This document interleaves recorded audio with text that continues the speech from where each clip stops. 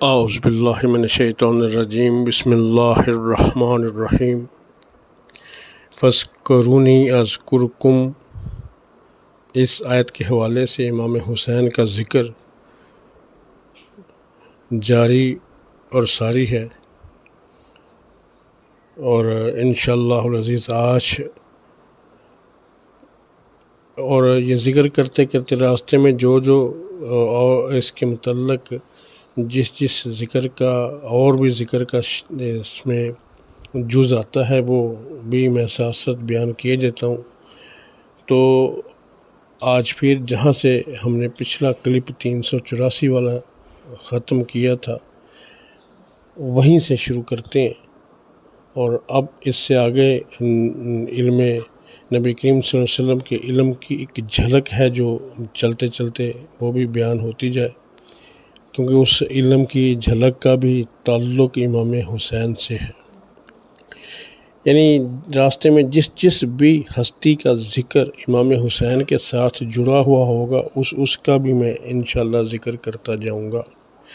تو اب ہم شروع کرتے ہیں ایک اس شعر سے، پنجابی شعر سے جو اوپر لکھا ہوا ہے۔ نیک تیرا خواب اے چاچی تے پاک نبی فرماوے، فاطمہ دے گھر فرزند ہوئے گا تے چاچی گود کھلاوے۔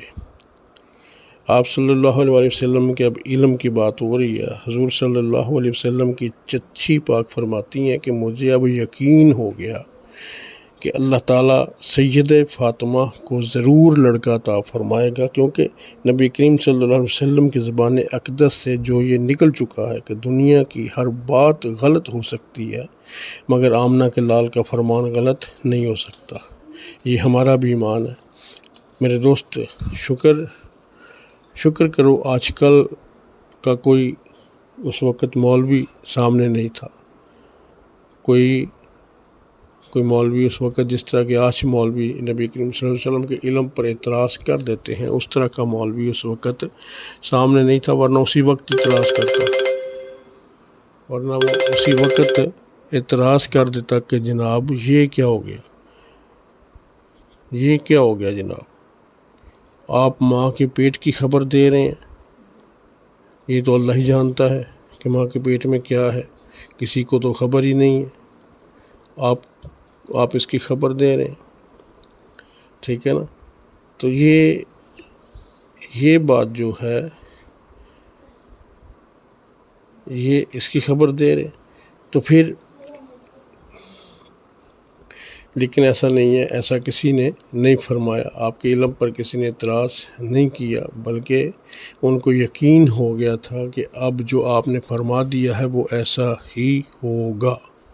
اللہ تعالیٰ کا فرمان ہے کہ اللہ رب العزت فرماتے ہیں قرآن الحکیم فرقان المجید کے اندر کہ بے شک اللہ تعالیٰ کے پاس ہے قیامت کا علم، اور اتارتا ہے بارش، اور جانتا ہے جو کچھ ماں کے پیٹ میں ہے۔ یہاں میں ایک بات عرض کرتا چلوں کہ حضور صلی اللہ علیہ وسلم کہ علم کی نفی نہیں یہاں پر ہو رہی، جو یہ آیت پڑھ کر اکثر لوگ یہ کہتے ہیں کہ دیکھیں جی اس کا علم تو اللہ کے پاس ہے، کسی کے پاس نہیں ہے، لیکن اللہ نے یہاں پر اپنے نبی صلی اللہ علیہ وسلم کے علم کی نفی نہیں کی ہے، وہ اس نے تو یہ مثبت بات کی ہے کہ اس بات کا سارا علم جو ہے نا وہ میرے پاس ہے، میں ہی جانتا ہوں، ٹھیک ہے نا۔ اس نے یہ تو نہیں کہا کہ اس کے کوئی اور جان نہیں سکتا۔ بہرحال ہمارا یہ ہماری وہ نہیں ہے، ہمارا ٹارگٹ یہ نہیں ہے۔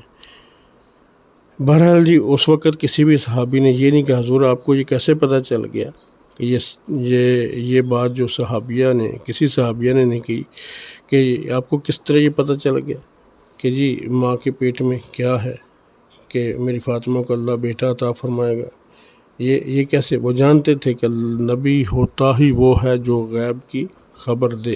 اب اس حوالے سے میں ایک آیت کریمہ آپ کے سامنے پیش کرتا ہوں۔ یا ایھا النبی انا ارسلناک شاہدا، جس کا ترجمہ ہے اے غیب کی خبریں دینے والے نبی، بے شک ہم نے تجھے بھیجا حاضر و ناظر۔ یہ پارہ نمبر 22 ہے، ترجمہ کنز ایمان ہے، صفحہ نمبر 503 ہے۔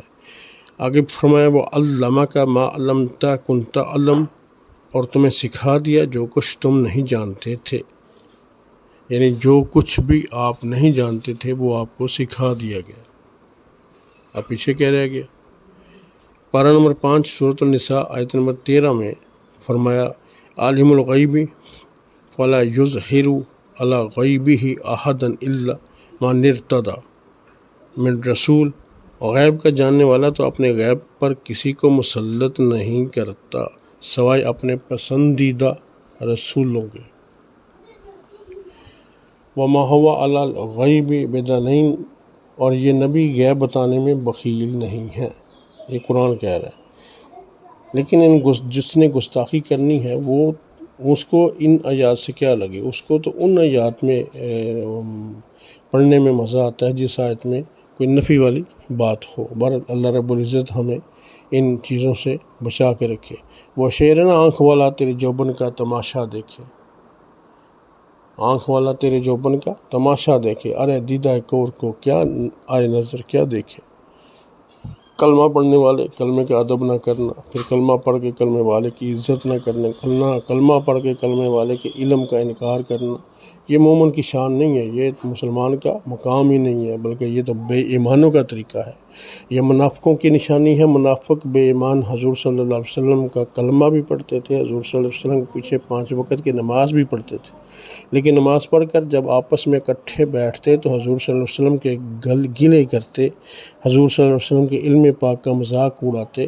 ایک دن کائنات کے والی مسجد میں تشریف لائے، جماعت کرائی. جب جماعت ختم ہوگی تو مدینے کے تاجدار نے فرمایا لوگو، آج خالق کائنات نے مجھے قیامت تک آنے والے سارے انسان، سارے بندے دکھائے ہیں، اور سارے انسان دکھانے کے بعد میرے پیارے رب العالمین نے مجھے بتا دیا ہے کہ سجنا ان میں سے کون کون تیرا کلمہ پڑھ کے ایمان لائے گا اور کون کون تیرا انکار کرے گا. سرکار مدینہ صلی اللہ علیہ وسلم نے فرمایا میں نے جان لیا کہ کس کو ایمان کی دولت نصیب ہوگی، کون بے ایمان ہو کر مرے گا.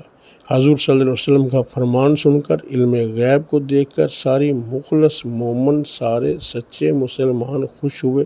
صدیق اکبر مان گئے، فاروق اعظم مان گئے، عثمان غنی تسلیم کر گئے، مولا علی مان گئے، حضرت بلال نے مان لیا، سارے صحابہ باوفا مان گئے، مگر عبداللہ بن ابی منافق ہنسنے لگا. اس کے ساتھی حضور صلی اللہ علیہ وسلم کی بات سن کر مسکرانے لگے اور آپس میں الگ ہو کر مذاق اڑا کر کہنے لگے کہ ساتھیو، آج دیکھا ہے محمد عربی صلی اللہ علیہ وسلم مسجد میں کھڑے ہو کر کیا دعویٰ کر رہا تھا کہ میں قیامت تک ہر بندے کو جان بھی گیا ہوں، پہچان بھی گیا ہوں کہ کون مجھ پر ایمان لائے گا، کون میرا انکار کرے گا. تو دوستو یہ صرف دعویٰ ہی دعویٰ ہے، یہ صرف دعویٰ ہی دعویٰ ہے کہ محمد صلی اللہ علیہ وسلم کا گمان ہے یہ کہ وہ جانتے ہیں کہ کون کون ان پر ایمان لائے گا اور کون کون ان کا انکار کرے گا. یہ حقیقت نہیں. یہ عبداللہ بن ابی اپنے دوستوں میں بیٹھ کر، سارے اپنے منافقین میں بیٹھ کر یہ بات کر رہے تھے. اگر یہ بات سچ ہے کہ یہ بات اگر سچ ہے تو عبداللہ بن ابی ہی یہ کہہ رہا ہے کہ حضور صلی اللہ علیہ وسلم قیامت تک لوگوں کے ایمان کفر کو جانتے ہیں، تو بڑی حیرانگی کی بات ہے کہ ان کے ایمان کو تو جانتے ہیں. یعنی انہوں نے کہا کہ یہ ان لوگوں کے ایمان کو تو جانتے ہیں جو ابھی باپ کی پشت میں نہیں آئے، ماں کے بطن میں نہیں آئے، دنیا کی زندگی میں نہیں آئے، مگر ہم دن رات ان کے پاس رہتے ہیں، دن رات ان کے پیچھے نماز جملہ پڑھتے ہیں، ہمیں نہیں جانتے، ہمیں نہیں پہچانتے کہ یہ کون ہے، مومن ہے یا منافق ہیں، مسلمان ہیں یا ان کے دشمن. ٹھیک ہے نا؟ ہر دن رات ان کے ساتھ ہیں ہم، لیکن ہمیں نہیں پہچانتے. تو دیکھو یہ بات کیا کر رہے ہیں، یعنی یہ باتیں آپس میں کر رہے ہیں منافقین بیٹھ کے، اور ان کا سردار عبداللہ بن ابی. حضرات پتہ چلا کہ منافقوں کی پہچان یہ ہے کہ وہ آمنہ کے لال صلی اللہ علیہ وسلم کے علم پاک کو نہیں مانتے.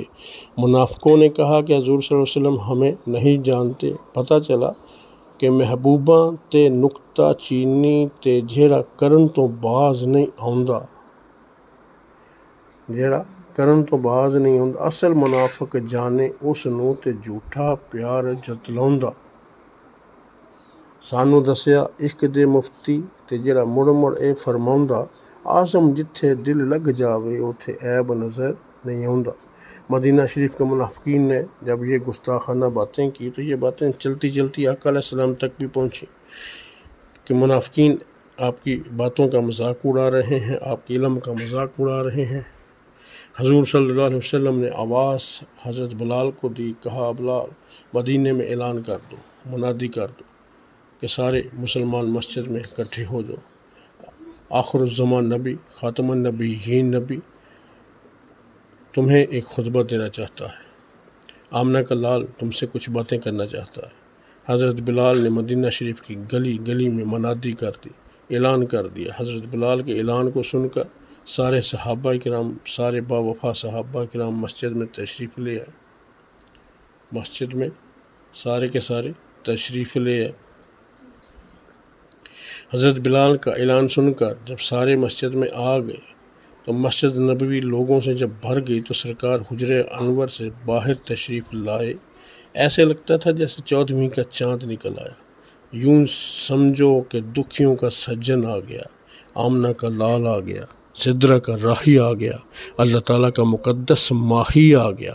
سرکار ممبر پر تشریف فرما ہوئے، سب سے پہلے اللہ تعالیٰ کی حمد و ثنا بیان کی، پھر حضور صلی اللہ علیہ وسلم نے سارے مجمع کو مخاطب کر کے فرمایا کہ ان قوموں کا کیا حال ہوگا، ان لوگوں کا کیا انجام ہوگا جو ہمارے علم میں طعن کرتے ہیں۔ یہاں ایک بات کہتا چلوں، فرمایا ما بال اقوام طعنوا فی علمی، ان قوموں کا، یعنی اقوام فرمایا، قوم نہیں فرمایا، قوم واحد ہے، اقوام جمع ہے، اقوام فرمایا آپ نے۔ یہ اقوام آپ نے کیوں فرمایا؟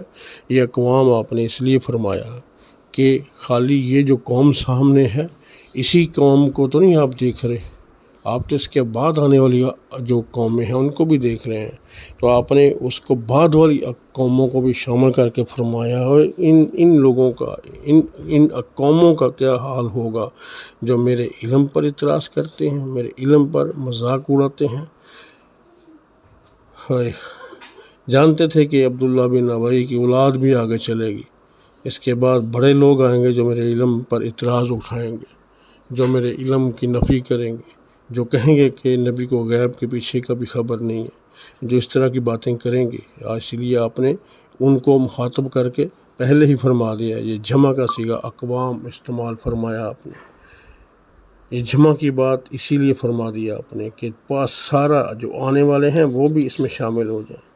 اب ان قوموں کا، ان بد نصیبوں کا، ان گستاخوں کا، ان اعتراض کرنے والوں کا کیا انجام ہوگا جو ہمارے علم پر اعتراض کرتے ہیں۔ پھر میرے آقا جلال میں آئے اور فرمایا سلونی سلونی، اے منافقو، اگر تمہیں میرے علم پر اعتراض ہے کہ میں کچھ نہیں جانتا تو مجھ سے اب جو چاہو سوال کرو، لا تسألونی عن شیء فیما بینکم و بین الساعۃ، اس وقت سے لے کر قیامت تک جو چاہو سوال کرو، آج کی بات پوچھو، کل کی بات پوچھو، مہینے کی بات پوچھو، سال کی بات پوچھو، 100 سال کی بات پوچھو، 1000 سال کے بعد کی بات پوچھو، قیامت تک کے عرصے کی بات پوچھو، الا نبأتکم بہ، میں یہاں کھڑے کھڑے سب کچھ بتا دوں گا۔ تفسیر خازن جلد نمبر 1